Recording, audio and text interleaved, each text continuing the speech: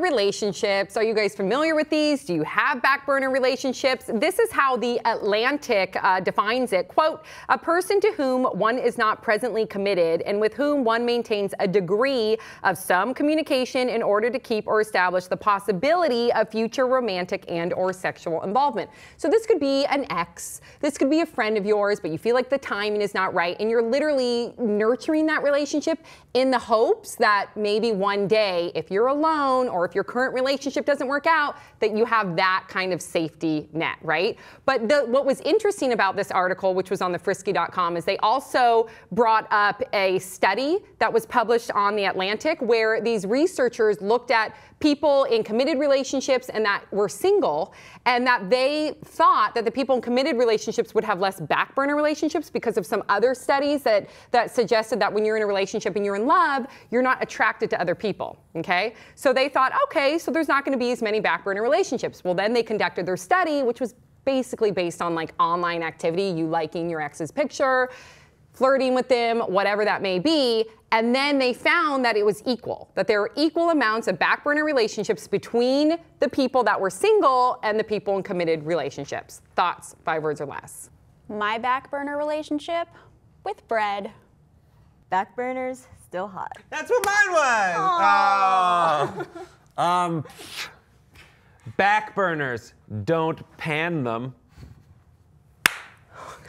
Backburners will burn you. Do you believe that, or did you just think that was clever? I kind of do believe it. Here's me overgeneralizing, because I do think that maybe you and somebody had a relationship and then you weren't really mature at the time, and then maybe if you were to run into each other again, it could work. So I get, but that's not necessarily a backburner relationship because you weren't nurturing it. I just feel like if you have somebody as like your second best, they're not the right person for you. Totally. So it's gonna burn you. That said, I think if there's some people that it's like, and I have friends who have consciously created a current relationship into a backburner relationship so they can come back after they've sowed their oats. Wow. And gotten married. They're married now. Okay. And so it's worked out. So it was a way for them to just kind of spread their wings, but then they knew that was the person that they wanted to marry, but they weren't ready for that person at that time. Right. And that's some fine. people want to go and have fun or whatever, and you're not going to do that when you're in a committed relationship necessarily. Some people do, but yeah, why not? Yeah, I think it's totally fine as long as that person is aware that you're not in an exclusive relationship and that they can also go explore. You're calling my beauty an acquired taste. That's quite all right, lover. It's more for you. Sometimes it's fine. Sometimes that's like the easy way out, because this is my own personal experience. My boyfriend in college, I thought he was a great guy, and I envisioned being with him for the rest of my life, but I knew that I needed to get out there and kind of just do my thing. And so what do you mean by that? What's your thing? So, what was your thing? So my whole thing was that I was really honest, and I said, listen, I would love to one day, hopefully we get married, but right now I just feel like that I have to go meet other people and I have to get out there. And that felt good for me because I knew that that possibility was still there, but then it never works out. It sometimes works out, as Okay, I've just explained. yeah, It does work out. If it doesn't work out, that's better. Yeah. For your relationship with that person, because otherwise, a way to paraphrase that conversation is like, if we stay together, I'm gonna resent and hate you. Totally. And it's gonna be real bad. And you have to be honest though. Like, listen, I hope that things work out, but we need some separation right now. We're too young. You have to be honest about it. Have you guys, anybody here have backburner relationships or have had them? How do you communicate with them? You know, when you're dating numerous people. Yeah. Like when you're like back on the market and there's like, all right, I've had that where it's like, yeah, why not? It's more of like your booty call though.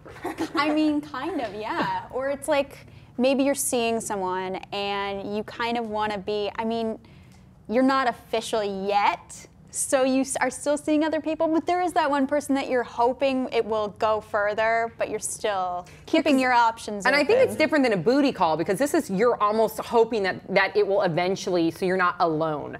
So eventually you'll be paired with that person. So you're nurturing it just Like in case when your you make a current pact with situation. somebody. Right. Yes, like like if what we're the- both 40 and like we're Yes. not married, let's get married. God, when I was a kid, it was 28. Oh, man. That was really old. How old are you? That's my best friend's wedding. If we're not married by the time we're 28, Yes. old paupers who are about to die. So Now it's like 40 will, that's death right there. Backburner relationships ever in the past? No, I mean, most of my ex-boyfriends I've always been friends with afterwards, and it's just been dissipated, and the romance is gone. So Good point, So though. you're a myth and an anomaly. Let's talk about reality. But where that, you no, can that's be a friends. good point because You that's can't what be- I thought about. I'm glad you brought that up. When I read the study, if it was based on this online activity, I'm friends with some of my ex-boyfriends, so that doesn't mean that I'm nurturing that relationship. I don't want to go be with them later on in life. I just really love them as a person, and we didn't work out. We evolved as friends. It took time, but after that time, I still check in with them, and I still genuinely want to see them happy. If they were measuring me liking their picture or saying, hey, how are you?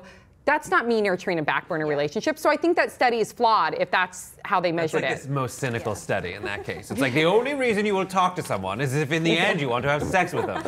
That's like the Is that worst. your study voice? Your That's researcher the voice voice? of most studies. These children are the future that we strive for. There's one more kind of backburner relationship, and that's the backburner relationship that like you meet someone and you think that you might want to date them later, but you never get around to it. And the reason you never get around to it is because you really weren't ever supposed to date them.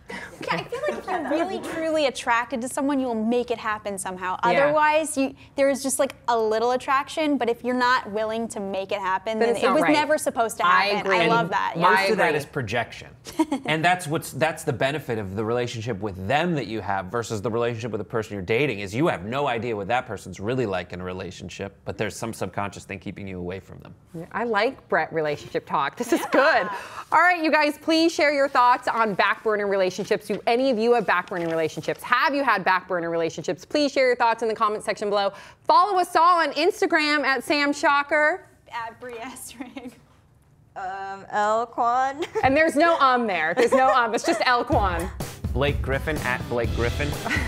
Kevin Durant, I also go And by. then, of course, at the real Pop Trigger and Brett Ehrlich. We'll see you guys all next time on Pop Trigger.